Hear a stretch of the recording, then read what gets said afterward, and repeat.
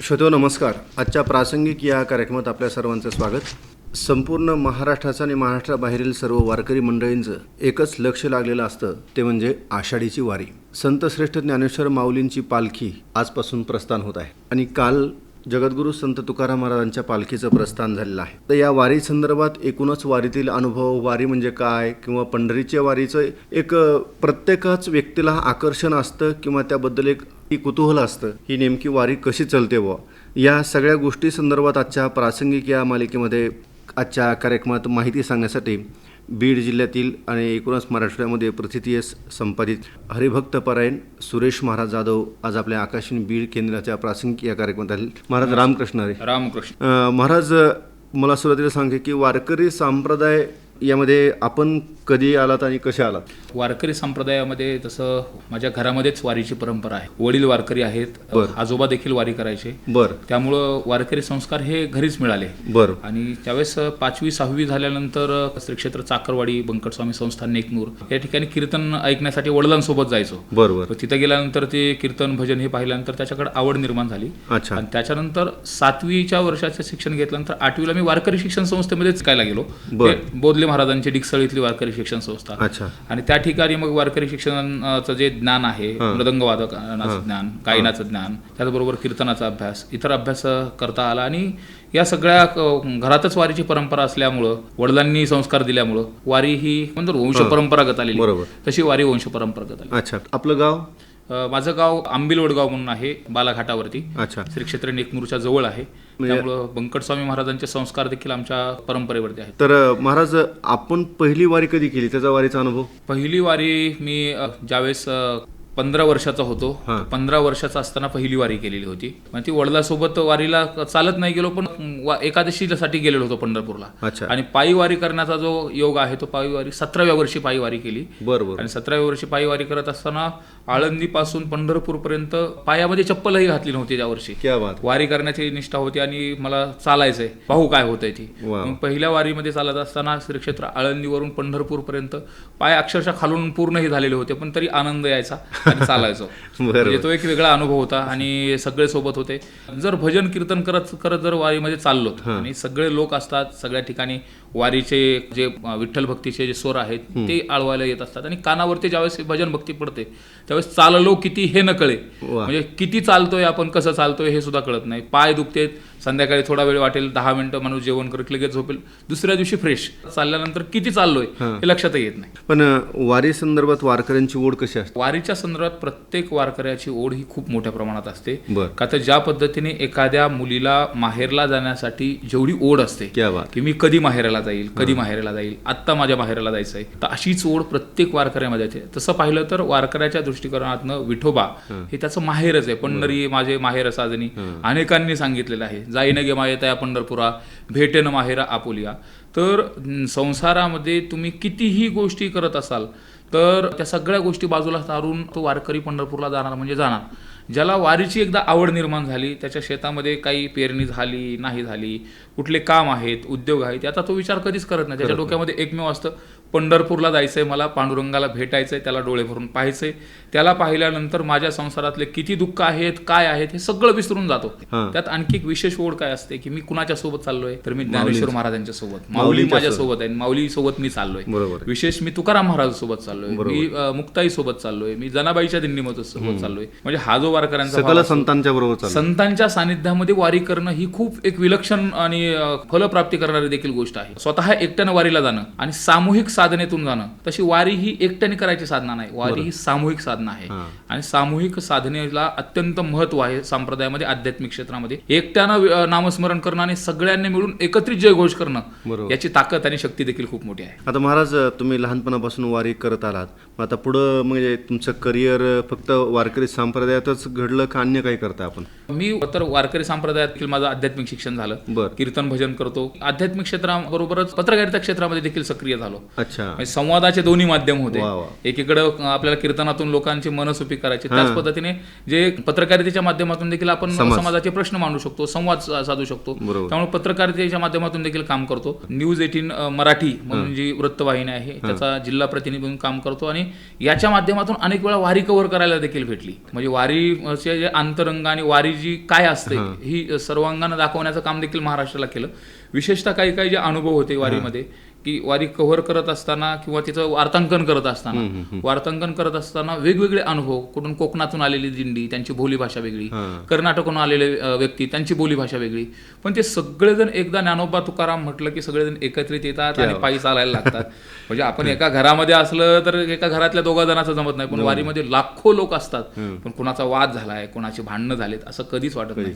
चालत चालत पायाचा धक्का लागला तर माऊली रामकृष्ण हरी माफ करा, माऊली म्हणजे बोलत असताना पुढं स्त्री आहे, पुरुष आहे, लहान मुलगा आहे, कुणी याचा विचार नाही.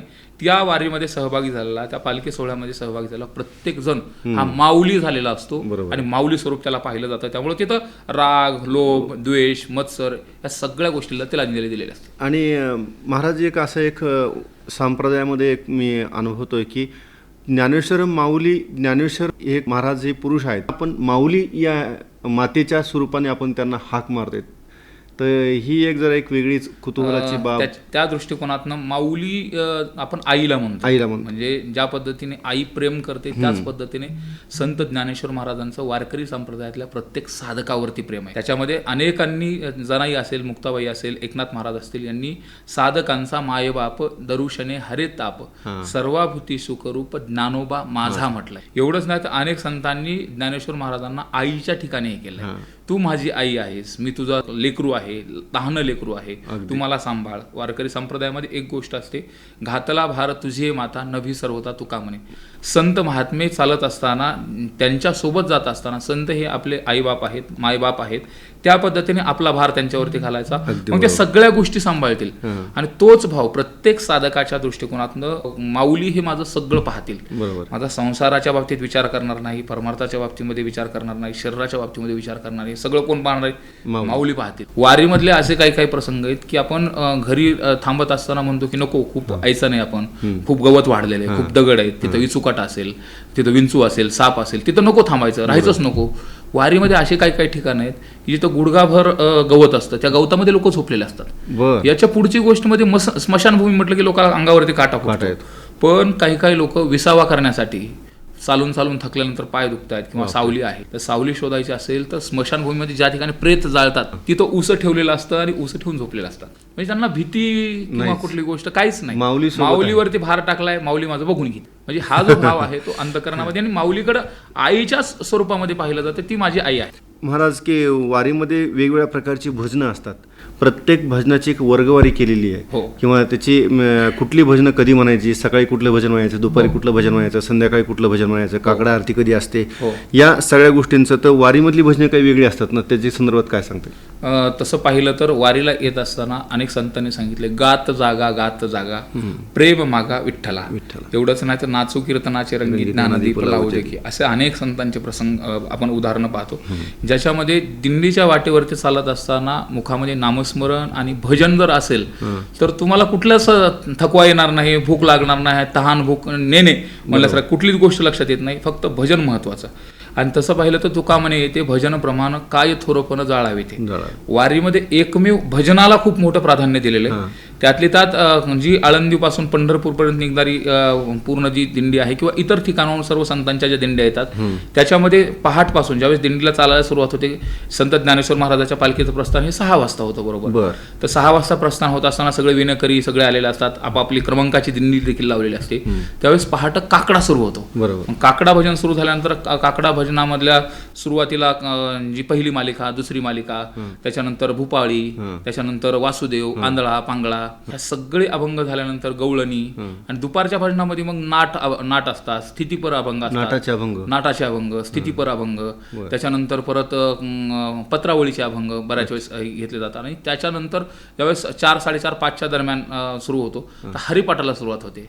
मग हरिपाठाचे अभंग घेतले जातात, 2 हरिपाठ, एकनाथ महाराजांचा हरिपाठ, ज्ञानेश्वर महाराजांचा हरिपाठ, आणि ते निवडक अभंग घेतले जातात. आणि त्याच्यावरती वेगवेगळ्या चालीमध्ये गाणं, का तर सगळेजण एक सोबत चालत असताना आणखी एक महत्व महत्वाचं आहे. वारीमध्ये जे विशेष वैशिष्ट्य आहे ते भजनामध्ये टाळ असतो, मृदंग असतो आणि वीणा म्हणजे श्रुती म्हणजे वीणा असतो.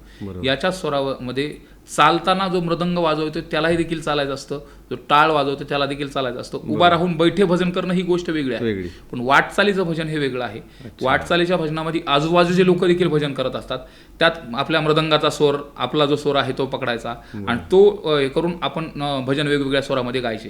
ही एक कसोटी असते. मात्र त्यातून जे प्रेम निर्माण होतं त्या प्रेमामध्ये सगळे वारकरी तल्लीन झालेले असतात, नाचत असतात. खेळिया देखील खूप मोठ्या प्रमाणात केला जातो. दुपारच्या नंतर खेळ्याचे देखील अभंग खूप मोठ्या प्रमाणात घेतले जातात. आणि जो थकवा असतो तो एकदा का खेळिया खेळला, कधी कधी काय होतं माऊलींची पालखी चालत असताना अनेक वेळा थांबावं लागतं. तिचं स्वरूप खूप बदललंय, दर्शनासाठी रांगा लागलेल्या असतात.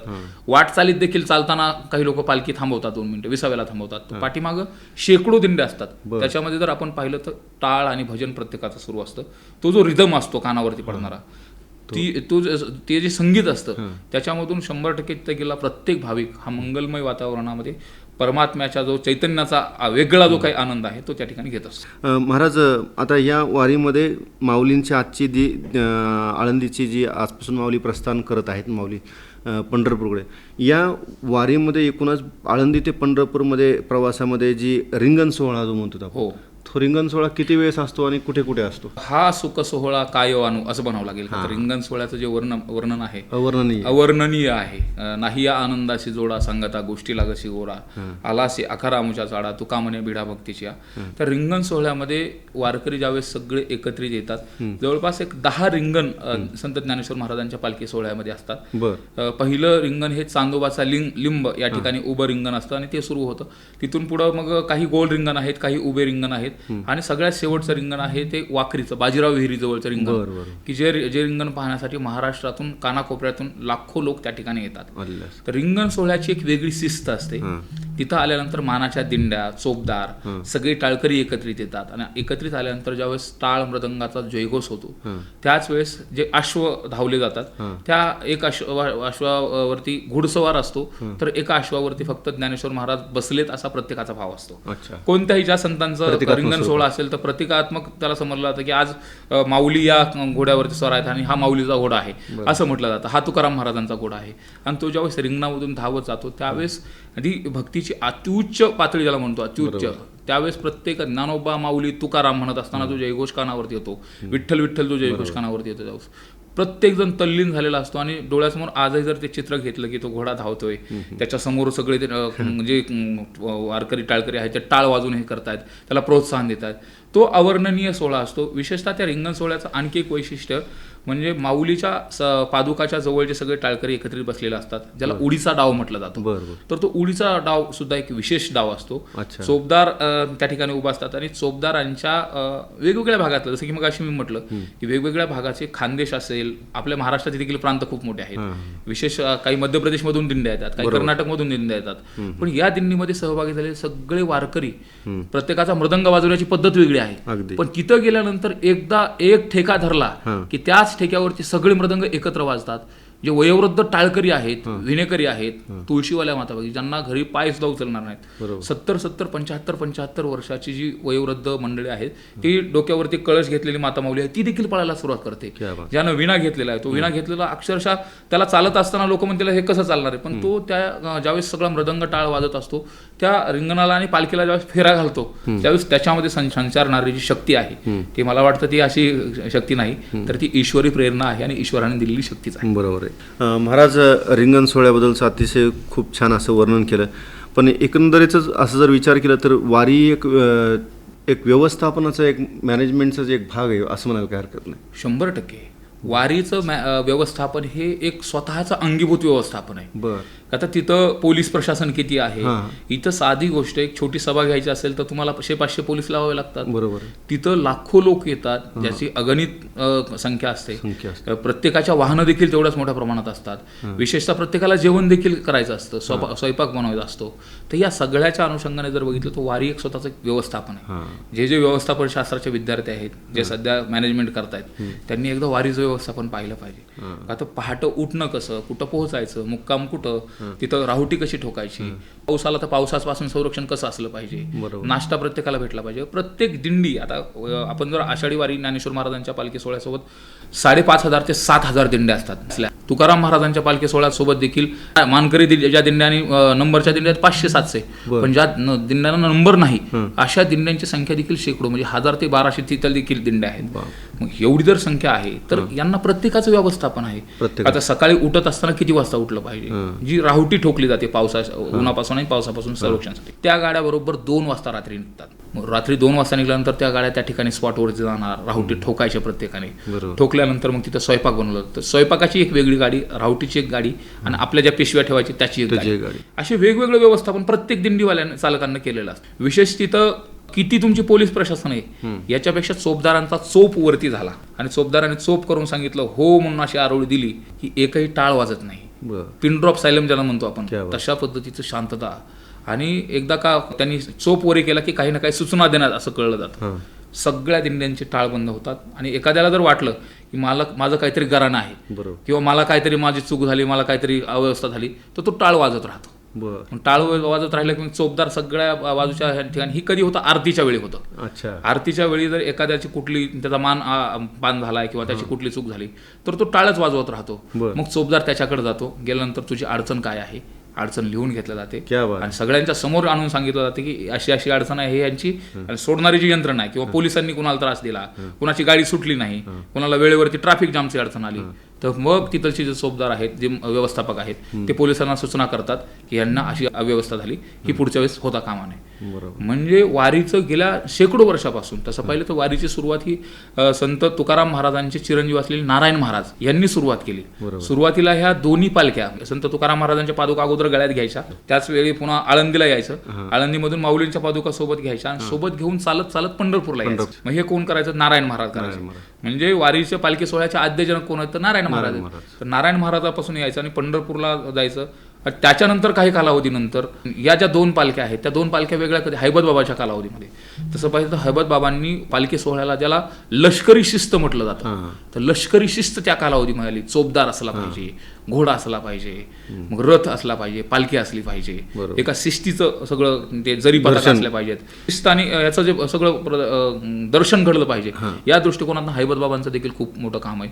शितोळ सरकार तिथं घोडे, शितोळ सरकारचं देखील खूप मोठं आहे. शितोळ सरकारांच्या आजही तंबू देण्याची सेवा वेगळे जण करतात. तर तिथं प्रत्येकाने सेवा वाटून वाटून घेतलेली. म्हणजे आजही कर्नाटक मधून तंबू ठोकणारे, माऊलींचा जो तंबू आहे तो ठोकणारे कर्नाटक मधली मंडळी आहे.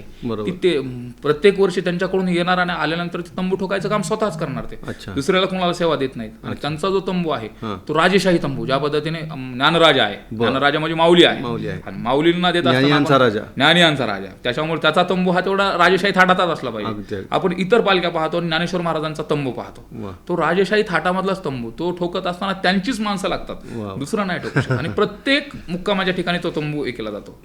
मग दुसरं तुमचं काही अडचणी असतील मात्र ते तंबू ठोकण्याचं काम ते सोडत नाही. मागच्या वारीमध्ये मी त्यांची देखील मुलाखत घेतली होती, त्यांचा देखील अनुभव जाणून घेतला. तर ते म्हटले परंपरागत आलेली सेवा आहे आणि माऊलींनी जर आम्हाला जवळ केलं असेल तर आम्ही त्यांच्यापासून कधी दूर जाणार नाही. म्हणजे वाक्य खूप अत्यंत आणि समर्पणाचे वाक्य होते. महाराज, हे झालं वारीचे व्यवस्थापन.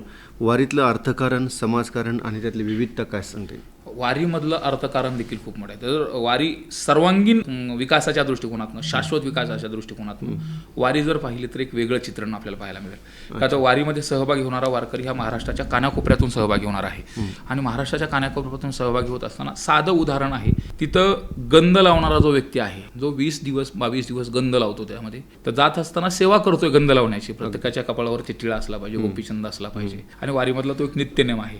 तो व्यक्ती ज्यावेळेस परत गावाकडे निघेल, कमीत कमी 50 ते 60 हजार रुपये तिथून घेऊन जात असेल. लोक सोयीच्छेने त्याला 10 रुपये टाकतील, कोणी 5 रुपये टाकेल, कोणी 20 रुपये टाकेल सोयीच्छेनं. हे फक्त एका गंध लावणारं सांगितलं. त्याचं इन्व्हेस्टमेंट त्याच्यामध्ये काय आहे, एक गंध गोळी घ्यायची, एक गंधाचा साचा आहे तो घ्यायचा आहे, बुक्का संपेल तर तो घेऊ शकतो. बरोबर. जास्तीत जास्त त्याचं तिथलं भांडवल जर बघितलं तर 200 ते 300 रुपये अख्खी वारी होईपर्यंत. बरोबर. त्याच्यामध्ये त्याला मिळणार आहेत किती? 50 ते 60,000 रुपये तो 100% घेऊन जाणार म्हणजे जाणार. बरोबर. म्हणजे हे एका याचं सांगितलं. त्याच्यानंतर तिथं चहावाले वेगळे आहेत, त्याच्यानंतर जेवणाच्या दृष्टिकोनातून तिथं फराळासाठी वाटप करणारे वेगळे आहेत, म्हणजे जे जे छोटे मोठे स्टॉल घेऊन जाणार आहे त्यांचं देखील, विशेषतः वारीमध्ये जी वाहनं चालतात त्यांना देखील किराया भेटणार आहे. म्हणजे हे तर, आणि ज्या गावामध्ये वारी जाणार आहे तिथलचं भाजीपाला असेल, संध्याकाळी भाजीसाठी लागणाऱ्या भाज्या, तेल असेल, गॅस असेल, या दृष्टिकोनात जर बघितलं तर वारी एक चालतं बोलतं बाजारपेठ म्हणून चालली जाते. म्हणजे ज्या गावात वारी जाणार आहे त्या गावामध्ये तिथं दूध किती लिटर आणायचं, तिथं भाजीपाला किती आला पाहिजे, तिथं गॅसच्या टाक्या कशा उपलब्ध करायच्या, हे सगळं जर बघितलं तर वारीचं अर्थकारण देखील खूप मोठ्या प्रमाणात, कोट्यावधीची उलाढाल त्या ठिकाणी होते. येणारे वारकरी त्या ठिकाणी खूप मोठ्या प्रमाणात येतात. काही स्वइच्छेनं दान करणारे देखील खूप मोठे आहेत. तर वारीचं हे अर्थकारण देखील वेगळं. आणि जी माणसं त्या वारीच्या वाटेवरती चालत चालत स्वतःचा जर आर्थिक प्रगती करून घेत असेल तर हे देखील महत्त्वाचे. आणि समाजकारण जर वारीतलं बघितलं तर जिथं आपण यारे यारे लहान थोर याती भलती नारी नर करावा विचार न लगे चिंता कवनाची, वारीमध्ये जात पात धर्म पंथ याचा कुठलाही भेद पाळला जात नाही. तिथं पठाणांची सुद्धा दिंडी असते, पठाण सुद्धा दिंडीमध्ये सहभागी होतात काही ठिकाणाहून. काही ठिकाणाहून जर आपण बघितलं तर मुस्लिम समाजाची देखील खूप सारी सेवा करणारी मंडळी आहेत, खूप सारी सेवा करणारी, आणि ती मंडळी देखील तेवढ्याच प्रेमानं तेवढ्याच आपुलकीनं सेवा करतात. सगळी सेवा, म्हणजे उद्या इव्हन वारकऱ्यांच्या थकलेल्या भागलेल्यांची जी सेवा करता येईल ती सेवा करण्याचं काम करतात. म्हणजे सामाजिक समरसतेच्या दृष्टिकोनातून विचार केला, सामाजिक समतेच्या दृष्टिकोनातून विचार केला तर वारीमधून जी सामाजिक समता आहे ती तळागाळापर्यंत पोहोचवली जाते. आणखी एक महत्त्वाचा मला विषय सांगायचा, वारीमधून आपण सर्व धर्म समभाव पाहिला, जातीपातीच्या निर्मूलनाचा. का एका पंक्तीमध्ये बसलेली माणसं शेजारच्याला विचारत नाही तू कोणत्या जातीचा आहे. मग इकडं इतर ठिकाणी सामाजिकतेमध्ये खूप मोठा जातीवाद फोफाळला असेल, पण वारीमध्ये तुम्हाला याचं कुठंच दर्शन नाही भेटणार. आणखी एक महत्त्वाची गोष्ट, वारीमध्ये जर पंगत सुरू असेल आणि कुठलाही वारकरी त्या ठिकाणी गेला त्याला नाही म्हटलं जात नाही. भुकेला असेल तर त्याला 100% त्या ठिकाणी 2 मिनिटात अन्न मिळतं. म्हणजे तो कुठल्या दिंडीत असेल किंवा दिंडीच्या व्यतिरिक्त असेल, माऊलींचा प्रसाद आहे म्हणून लगेच माऊलीने आपल्याकडे वारकरी आज जेवायला पाठवलाय आणि त्याला जीव घालायचा. मग तेवढ्याच प्रेमानं तेवढ्याच आपुलकीनं, आणि विशेष आणखी त्याच्यामध्ये सांस्कृतिकता तर खूप मोठ्या प्रमाणात आहे, विविधता आहे, विविधतेत एकता आहे. विशेषतः याच्यामध्ये आणखी जर विचार केला समाज प्रबोधनाच्या दृष्टिकोनातनं जर जे उपक्रम त्या ठिकाणी राबवले जातात ते वारीच्या माध्यमातून कानाकोपऱ्यापर्यंत जातात. काही जे मार्केटिंग करणाऱ्या कंपन्या आहेत त्या वारीच्या वेळेस खूप मोठ्या प्रमाणात वारीमध्ये मार्केटिंग करतात. त्यांना माहिती आहे इथे येणारा वारकरी हा काही एका भागातला नाही, महाराष्ट्राच्या कानाकोपऱ्यातला आहे. त्यामुळे आपण इथं मार्केटिंग केली की सगळ्या ठिकाणी जाणार आहे. तसं सरकारला सुद्धा माहिती आहे की या वारीमध्ये जर आपण जनजागृती केली, या वारीमध्ये जर आपण जनजागृतीचे रथ ठेवले, विविध योजनांचे रथ, आता नव्यानं ज्या निर्मल वारीची संकल्पना आली, नव्यानं तुमच्या स्वच्छतेच्या संदर्भातल्या वारी, वेगवेगळ्या पद्धतीच्या वारीच्या कन्सेप्ट यायला लागल्या. आदिवासी विकास प्रकल्प आहेत, सामाजिक न्याय विभागाच्या योजना आहेत, एवढंच नाही तर महिला बाल कल्याणच्या योजना आहेत, पर्यावरणाच्या संवर्धनाच्या संदर्भातल्या योजना आहेत. या सगळ्याला वारीचा टच भेटला आणि त्याच्यामुळे ह्या ज्या योजना आहेत त्या तळागाळात जाण्यापर्यंत देखील खूप मोठा इफेक्ट व्हायला लागला. त्यामुळे वारी सर्वांगानं जर बघितली तर वारी स्वतः समृद्ध आहे आणि महाराष्ट्राला समृद्ध करण्यासाठी वारीच्या सोबत चाललं पाहिजे. एवढंच काय, वारी सांगेल तशा पद्धतीने चाललं पाहिजे आणि वारीमध्ये स्वतःला समृद्ध करून घेतलं पाहिजे. महाराज असं म्हटलं तर काय हरकत आहे का, वारी म्हणजे एक ग्रंथालय सुद्धा आहे ना, वेगवेगळे ग्रंथ तिथं विकले जातात. माऊलींचा हरिपाठ आहे, तुकाराम महाराजांची गाथा आहे, असं सगळंच वेगवेगळं विकलं जातं. परत महाराष्ट्राच्या सामाजिक आणि सांस्कृतिक प्रवाहाचं चालतं बोलतं विद्यापीठच आहे. काय सांगते? 100% वारी म्हणजे महाराष्ट्रामध्ये चालतं बोलतं वारकरी विठ्ठल भक्तीचं विद्यापीठ म्हणून आपण, वारकरी विठ्ठल भक्तीचं विद्यापीठ. का तर तिथं आल्यानंतर जो शिकणार आहे, आता मी वारीमधून काय काय शिकलो, मी पहिल्या वारीला गेल्यानंतर सुरुवातीला वाटायचं की लोक खूप मोठ्या प्रमाणात कसं काय येतात, असे कसे होतील, एखाद्याचा धक्का लागला तर नाही आपण त्याला रागावून बोलायचा प्रयत्न, पण पुन्हा नंतर मला शेवटच्या दिवशी कळलं नाही त्याला रागावून बोलायचं नसतं, तो देखील चाललेला आहे, तो देखील माऊली आहे. पहिल्यांदा माझा जो काही क्रोध होता त्या क्रोधावरती पहिल्या वारीमध्ये माझा हे आलेला वारकरी आहे आणि कोणाचंही आपण दर्शन घेतलं पाहिजे, कोणावरती आक्रस्ताळीपणा केला नाही पाहिजे. चुकून एखादा धक्का लागला तर माऊली म्हणायचं, माफ करा म्हणून चालायचं आणि पुढे जायचं. हे पहिल्या वारीमध्ये मला शिकायला मिळालं. परत त्याच्यानंतर जर बघितलं, वारीमध्ये सहभागी झाल्यानंतर आपण कधी कधी आपल्याकडे खूप मोठ्या प्रमाणामध्ये सुबत्ता असते, खूप मोठ्या प्रमाणात साधनं असतात, पण एवढी सगळं साधनं असूनही आपण घरी जर पाहिलं तर चांगल्या बेडवरती झोप घेतोय, लाखो रुपयाचे बेड आहेत, पण त्याच्यावर झोपच येत नाही. पण वारीमध्ये जर बघितलं तुम्हाला तर खाली चिखल आहे, त्याच्यावरती घोंगता टाकलाय किंवा त्याच्यावर वळकडी टाकली आपली, आणि वळकडी टाकून जर अंग टाकलं की 5व्या मिनिटाला माणूस झोपलेला असेल. म्हणजे तुमच्याकडे एवढ्या मोठ्या प्रमाणात सुबत्ता आहे, एवढ्या मोठ्या प्रमाणात साधन सामुग्री आहे, ज्याच्यामधून तुम्हाला आपण भौतिक सुविधा म्हणू, पण भौतिक सुविधा असताना सुद्धा तिथं मन शांती भेटत नाही आणि तिथं झोप तुम्हाला सुखाची लागत नाही. पण वारीच्या वाटेवरती तुम्ही चालायला लागलात तर एवढ्या अडथळे आहेत, कुणाला ठेच लागते पायाला, एवढंच काय तर काटे पायामध्ये कधी कधी मोडतात, पण तरी देखील कुणालाही काय वाटत नाही. संध्याकाळी गेल्यानंतर जी सुखाची झोप म्हणतो ती पुन्हा पहाटे 3 वाजता उठायचं असतं. म्हणजे कधी कधी असं वाटतं ते जे राहुट्या मोडणारे असतात उठवायला आल्यानंतर राग येतो, अरे कधी एवढ्या लवकर कधी उठतात, पण नाही, वारीचं एक नियोजन आहे आणि वारी त्या पद्धतीने माणसाला कधी कधी संकट असतील, बरोबर, कधी कधी अडचणी असतील, त्या अडचणीच्या कालावधीमध्ये कसं राहिलं पाहिजे याचं खूप मोठं उदाहरण, याची शिकवण देणारी वारी आहे. बरोबर. विशेषतः एकमेकाला कसं सहकार्य केलं पाहिजे, एकमेकाच्या कामाला कसं आलं पाहिजे, बरोबर. एवढंच नाही तर एखाद्या वेळेस आपल्याला पुढची अडचण येणार आहे, ती अडचण अगोदर कशी केली पाहिजे. म्हणजे मगाशी जसं सांगितलं की वारी व्यवस्थापन आहे, तर वारीला निघत असताना आपल्यासोबत काय काय असलं पाहिजे. स्वतःचं ताट असलं पाहिजे, जेवणाचं पाण्याची बॉटल असली पाहिजे, आपल्याला पाऊस येणार आहे घोंगटा अगोदर असला पाहिजे किंवा छत्री असली पाहिजे. संध्याकाळी झोपण्यासाठी आपल्याला ओळखटी, कमी साहित्य सोबत घ्यावं लागेल, स्वतःसाठी लागणाऱ्या छोट्या छोट्या गोळ्या. म्हणजे हे एक व्यवस्थापनच आहे ना, व्यवस्थापन ही एक शिकवण देणारच आहे. मॅनेजमेंट कसं असलं पाहिजे, तुम्ही निघाल्यात ना वारीला, तुमच्यासोबत एवढं असलं पाहिजे, तयारी असली पाहिजे, तर मग कुठल्या ह्याची पूर्वतयारी केली पाहिजे ही देखील शिकवण भेटते. जसं विद्यापीठ म्हणतो आपण, तर तिथं अनेक विद्यार्थी येतात की तिथं आल्यानंतर सामाजिकतेचे आणि सामाजिक समरसतेचे आणि विशेषतः समाजामध्ये तळागाळात कसं मिसळलं पाहिजे याचं सगळं ज्ञान त्या ठिकाणाहून भेटतं. अनेक समाजशास्त्राचे विद्यार्थी, अनेक संवाद कलेचे विद्यार्थी, पुणे विद्यापीठाचे देखील अनेक विद्यार्थी त्या ठिकाणी हे सगळ्या गोष्टी शिकण्यासाठी येतात. तिथं आल्यानंतर प्रत्येक माता भगिनी तिनं आतापर्यंत कसं कसं हे केलं, काय काय केलं, या सगळ्या गोष्टी, त्यांचा संघर्ष, वारीमध्ये आल्यानंतर त्यांना काय काय मिळालं, काय काय नाही मिळालं, अशी काही उदाहरणं वारीमध्ये पाहायला मिळाले. आणि आणखी एक महत्त्वाचा भाव म्हणजे वारीमध्ये तुम्ही किती श्रीमंत आहात, किती गरीब आहात, हा भेदभाव कधीच नसतो वारीमध्ये. म्हणजे श्रीमंतही त्याच लाईनला आणि वारकरी त्याच लाईनला. काही असे आमदार खासदार आहेत, मागच्या वेळेस 2 आमदारांच्या प्रतिक्रिया घेतल्या, तर काही नाही, तिथं फुगडी खेळायला त्यांच्यासोबत असं इकडे बघितलं व्हीआयपी ट्रीटमेंट असते. तिथं गेल्यानंतर त्यांनी सांगितलं माऊली आम्हाला जशा पद्धतीने ठेवतील, माऊलींची ही व्हीआयपी ट्रीटमेंट आहे, त्यात आम्ही आमची गाडी नाही आणणार, त्या आमदारांची गाडी सुद्धा नव्हती, चालत असताना पायी.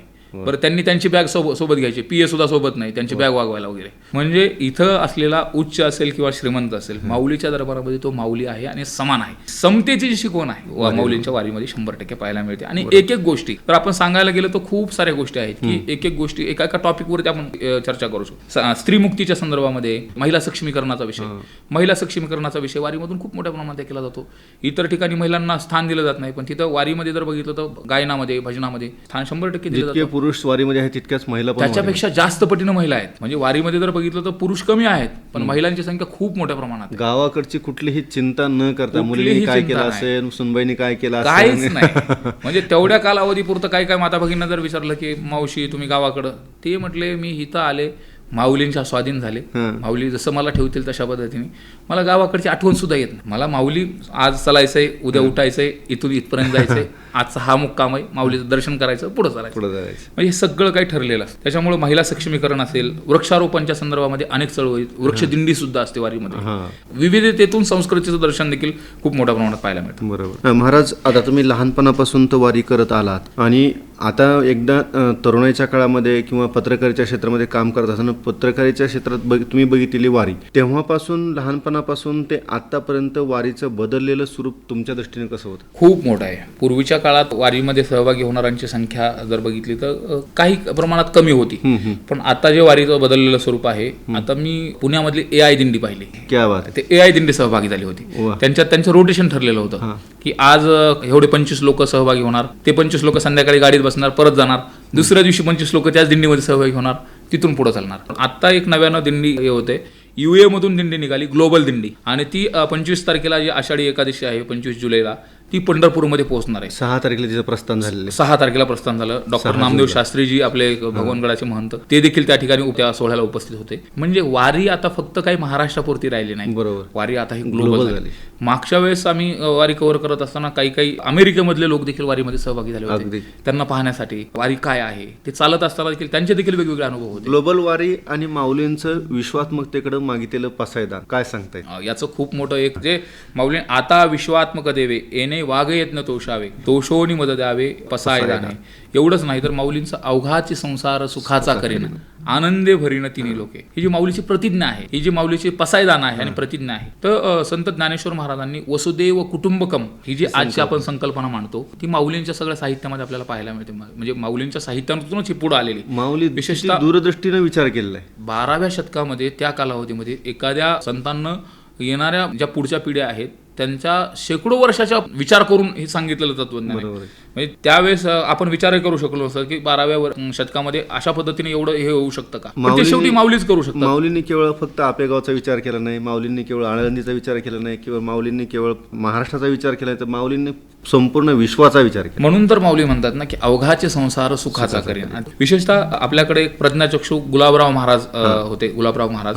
मग ते नेहमी म्हणायचे मी वारकरी संप्रदायाचा नाही, पण वारकरी संप्रदाय हा आगामी कालावधीमध्ये विश्वधर्म झाल्याशिवाय राहणार नाही. क्या बात. आणि आज ती परिस्थिती आलेली, वारकरी संप्रदाय हा विश्वधर्म आहे आणि तशा पद्धतीने मार्गदर्शन करतोय. म्हणजे एवढे सगळे लोक एकत्रित येतात, महाराष्ट्राचं नाही तर देशाला संपूर्ण जगाला आजूबा आहे. एवढं व्यवस्थापन कसं करायचं, मॅनेजमेंट कसं करायचं, हे कसं करत असतील तिकडून पाहून म्हणतात. पण आज ते देखील सहभागी होत आहेत. म्हणजे युएची जर दिंडी येत असेल आपल्याकडं, जवळपास 40 ते 45 देश ओलांडून इथे येत असेल, वारीचं माहोल झालेलं असतं. बरोबर आहे. आता सुद्धा आकाशवाणी पुणे आकाशवाणी केंद्र, आकाशवाणी सांगली केंद्र, आकाशवाणी सोलापूर केंद्र, ही सर्व पायीवारी पंढरीचे कार्यक्रमच असतो आपला एक अर्धा तासाचा. हो, आम्ही बऱ्याच वेळेस भेटतो देखील. म्हणजे पायी वारी चालत असताना त्यांचे जे मी सुद्धा आकाशवाणीवरती अनेक वेळा ऐकले की अनुभव जे आहेत, वारीमधले अनुभव आहेत, ते टाळ मृदंग वाजवतात, अभंग देखील ऐकले, ते अत्यंत सुंदर पद्धतीने, गोड पद्धतीने. म्हणजे प्रसार माध्यमामध्ये आकाशवाणी असेल, दूरचित्रवाहिनी असेल, आता युट्यूब आहे, फेसबुक आहे, समाज माध्यम आहेत, याच्यावरती वारीचं हे बदललेलं स्वरूप आपल्याला पाहता येते. एक मागच्या वेळेस फेसबुक दिंडी आम्ही पाहिली. फेसबुकच्या माध्यमातून सगळे फ्रेंड सर्कल एकत्रित आलेले, एकत्रित येऊन त्यांनी सांगितलं आपल्याला दिंडी काढायची. झाले फेसबुक दिंडीमध्ये सहभागी. आणि ते फेसबुकमध्ये दिंडीमध्ये सहभागी होऊन आता संविधान दिंडी पण आली. संविधान दिंडी पण संविधानाचा जागर करण्यासाठी वारीमध्ये सहभागी होते. म्हणजे हे जे बदललेलं स्वरूप आहे हे अत्यंत महत्वाचं. आणि युवकांचा जो वर्ग आहे आता बऱ्यापैकी वारीमध्ये सहभागी होतो. महाराज, आज आपण आकाशवाणी बीड केंद्राच्या स्टुडिओमध्ये येऊन आणि एकूणच वारीचं सगळं अंतरंग आपण विषद केलं, त्याबद्दल सर्व वारकऱ्यांतर्फे, सर्व श्रोत्यांतर्फे मी आपले आभार मानतो. धन्यवाद. रामकृष्ण. रामकृष्ण हरी.